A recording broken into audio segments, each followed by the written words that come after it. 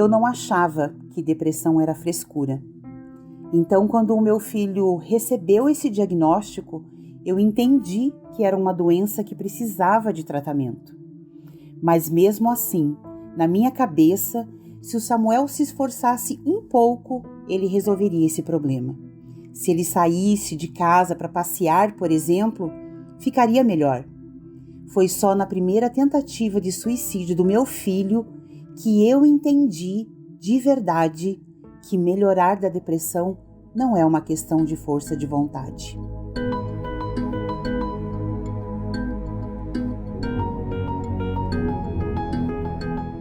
Desde que recebeu o diagnóstico de depressão de seu filho, Luciane Zaimoski se dedicou a cuidar dele e a entender mais sobre a doença.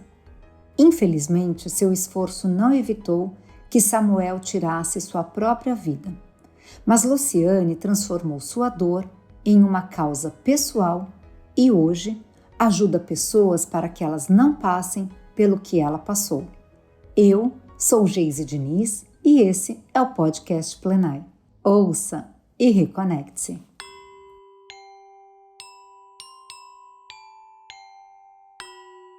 Eu tenho 3 filhos, a Carol, o Samuel e o Tiago. O do meio foi planejado. Foi tipo, o pai do Samuel e eu olhamos no calendário e falamos, é agora. Desde pequenininho, o Samuel se destacou tanto em casa como na escola. Ele era muito inteligente. No primeiro ano dele na creche, ele desenhava tão bem e aprendia tão rápido que as professoras falavam assim, nossa, quando ele for para a educação infantil, vai ter que fazer uma avaliação. Ele provavelmente vai passar na frente das outras crianças. Elas achavam que ele era superdotado. Dali para frente, o Samuel sempre foi considerado o melhor aluno da sala.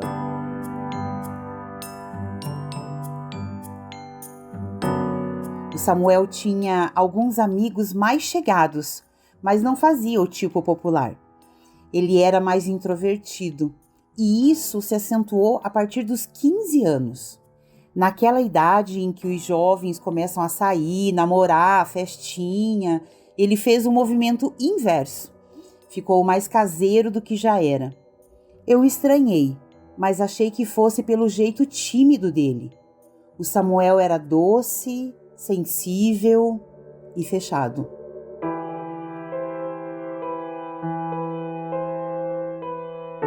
No ensino médio, pela primeira vez, as notas dele começaram a cair.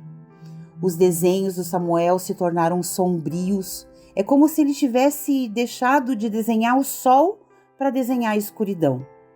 Ele passou a não dormir, a não tomar banho, a não ter energia para ir para a escola.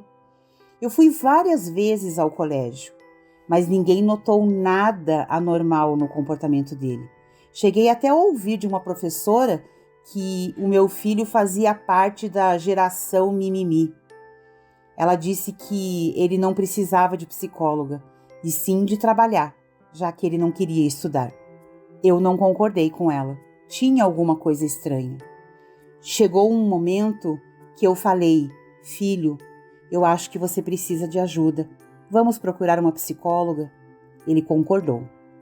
Eu participei de algumas sessões da terapia e questionei a mudança de comportamento do Samuel. Mas a psicóloga dizia que nunca tinha notado nada anormal.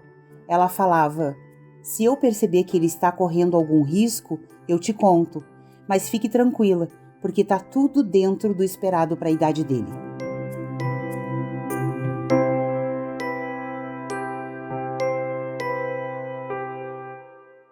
Com a terapia, o Samuel começou a conversar mais comigo. A gente falava sobre sexo, sobre droga e sobre outros assuntos considerados tabu. Mesmo assim, era um papo mais superficial, eu diria. Meu filho nunca me contou sobre as angústias que ele sentia de verdade. Por que ele andava tão triste? Depois de 1 ano e 8 meses, ele não quis mais continuar com a terapia. A psicóloga achou que ele estava bem e deu alta. Só que aí veio a pandemia e o Samuel piorou muito. Ele começou a se mutilar e a se queimar. Eu desconfiei quando eu vi ele de calça e blusa num dia muito quente. Fui conversar com ele de maneira tranquila, sem que parecesse cobrança ou briga. Eu perguntava: tem alguma coisa errada aí, né, meu filho? Vamos conversar? Daí ele me mostrava as cicatrizes. Ele passou a ter crises de ansiedade também. As primeiras causavam uma sensação de falta de ar. Daí ele começou a ter espasmos, como se fosse ataques epiléticos. Eu procurei um neurologista e o Samuel fez uma bateria de exames, só que os resultados deram todos normais. O meu filho foi encaminhado para um psiquiatra e com provável diagnóstico de depressão.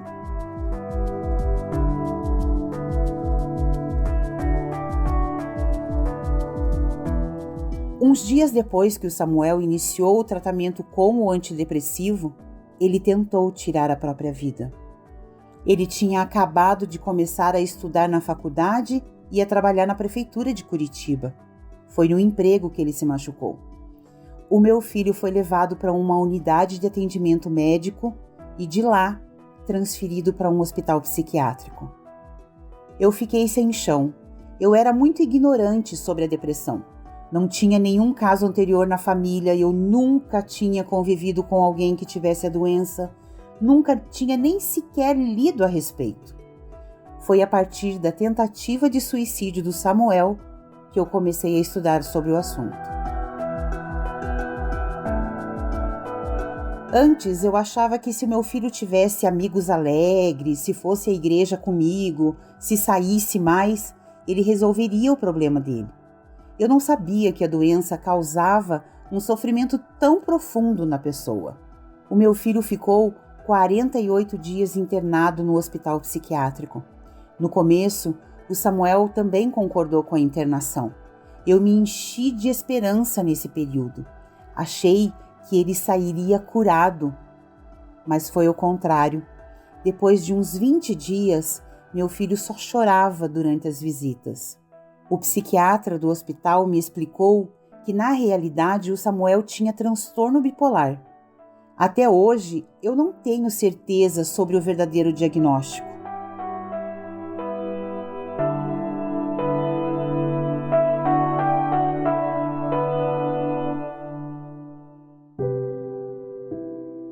Dentro da clínica, o meu filho, que era um doce de pessoa, se tornou agressivo.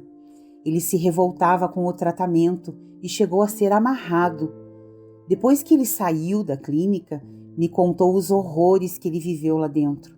Ele não dormia porque ele tinha medo de ser atacado por pacientes com registros criminais.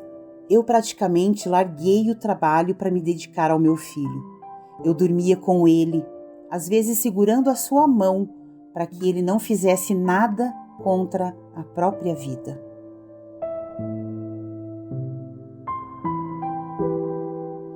Quando fez um mês que ele estava em casa, ele pediu para voltar para o trabalho e para a faculdade. Ele realmente parecia melhor. A gente chegou até a comentar que o antidepressivo estava fazendo efeito. Mal eu sabia que a felicidade era porque ele tinha descoberto uma forma de encerrar a dor absurda que ele sentia.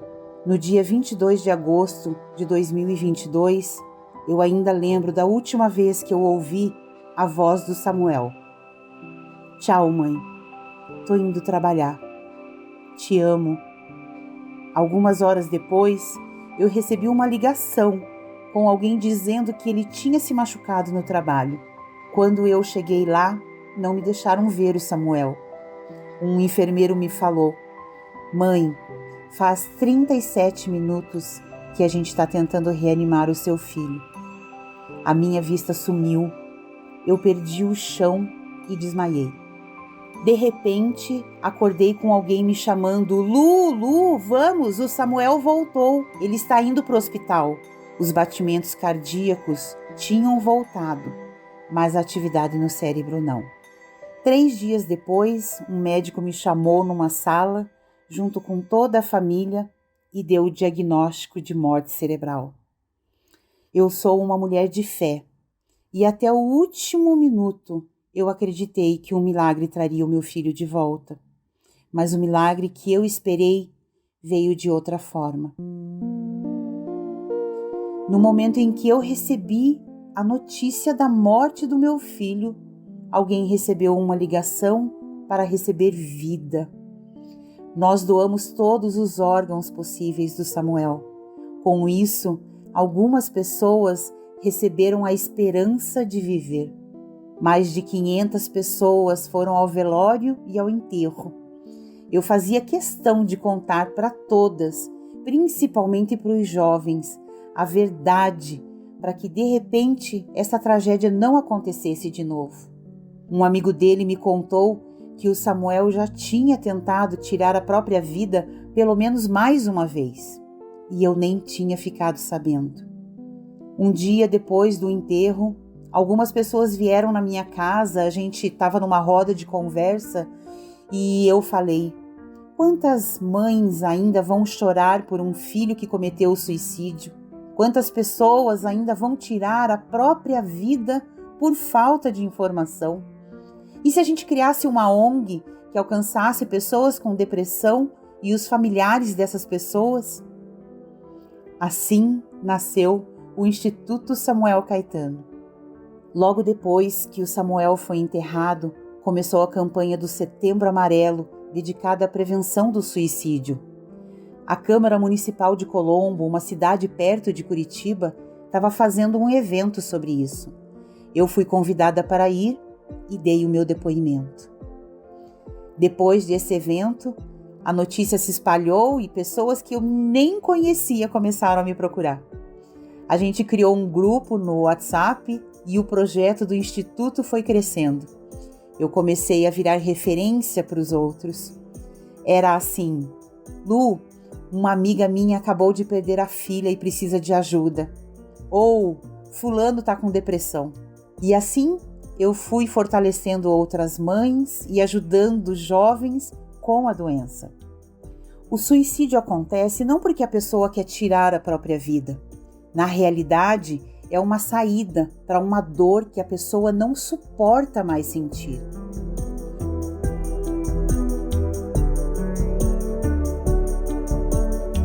Atualmente, o Instituto Samuel Caetano tem cerca de 51 voluntários que prestam atendimento gratuito para quem precisa. A gente faz ações em praças, pistas de skate, parques, ruas. Fazemos um trabalho de acolhimento para quem precisa, desde um abraço até uma conversa individual. Eu dedico a maior parte do meu tempo ao Instituto, sem ganhar nada por isso. Nós temos 2 projetos em andamento. O projeto Girassol atua no ambiente escolar, da educação infantil até a universidade. Recentemente, nós demos palestra sobre saúde mental para 800 alunos de uma escola na periferia de Curitiba. Já o projeto Life, que ainda está em fase de discussão, prevê apresentação de música, teatro, dança. A ideia é ter um cantinho da conversa, onde especialistas acolhem e encaminham para tratamento se houver necessidade. Tudo de forma gratuita. O Instituto Samuel Caetano ainda não possui espaço físico, mas eu sonho com uma sede espaçosa para acolher e tratar os pacientes de forma humanizada. Seria um lugar mais parecido com uma casa do que uma clínica. Quem está doente precisa receber escuta sem julgamento, uma coisa que muita gente não encontra na própria família. Na minha experiência de dor, nasceu a vontade de ajudar o próximo com amor. O Samuel se foi, mas a vida continua. Eu tenho tantos outros filhos para cuidar. A Carol, o Tiago e tantos filhos e filhas que nasceram de outras mães e que necessitam de acolhimento. O nosso mundo precisa de pessoas dispostas a doar alegria e esperança ao próximo.